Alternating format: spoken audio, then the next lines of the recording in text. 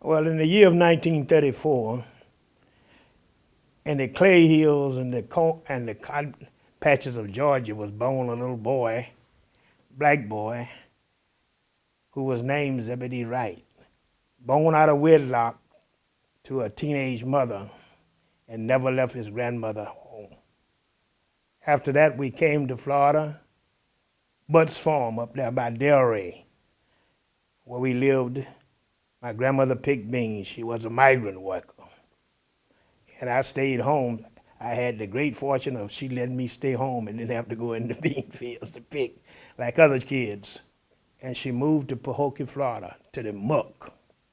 And we lived there for about a year and a half. And we went to New York as a migrant. They used to take them to New York to pick the beans and the fruits up there when the season was over in Florida.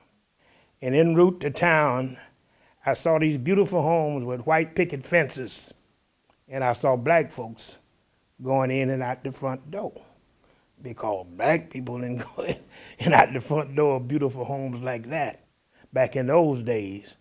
So I asked the young lady, "Do those black people live there?" And she told me, yes.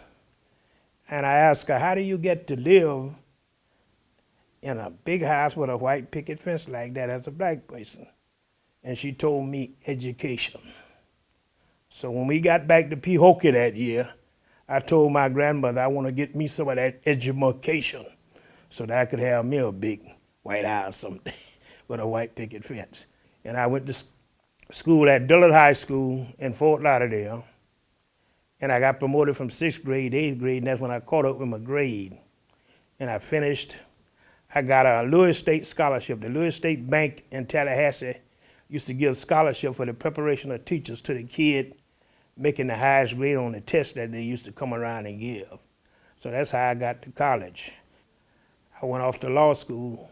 2 years later, I had finished law school and came back, became a lawyer, practiced law for about 11 years, and Governor Graham appointed me to the bench where I served for until I retired.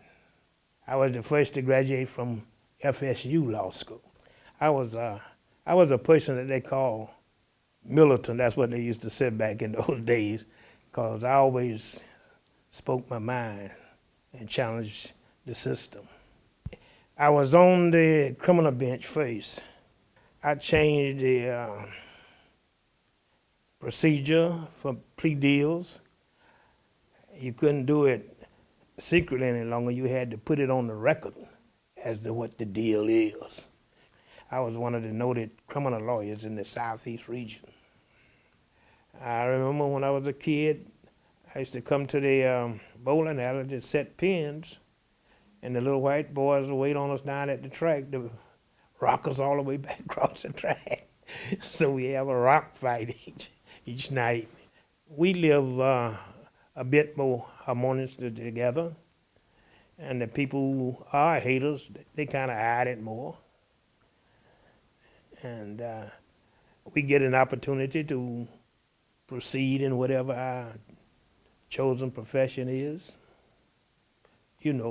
better. Although you have resistors, like when I was a judge, I had to kind of make some people recognize who was the judge in the courtroom. They come in and think they could run over me, I guess, because I was a black fellow on the bench. I said, some of us who have made it must give back to try to help those who haven't. So as a result, I formed a basketball association of a team called the Florida Roadrunners. And I was very successful with that project. I ran many kids through that project, taking them all over the United States of America. And we become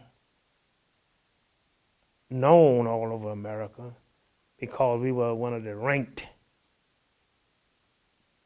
teams in the AAU. Yeah. And so I have a lot of kids that they went to college. I even had some in the pros. I wound up with a big house. I didn't put up a white picket fence. In fact, I wound up with 3 houses, but I never put up the white picket fence at either one.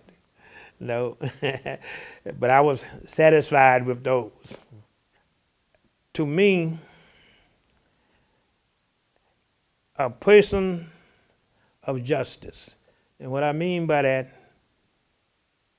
fairness and equality to all.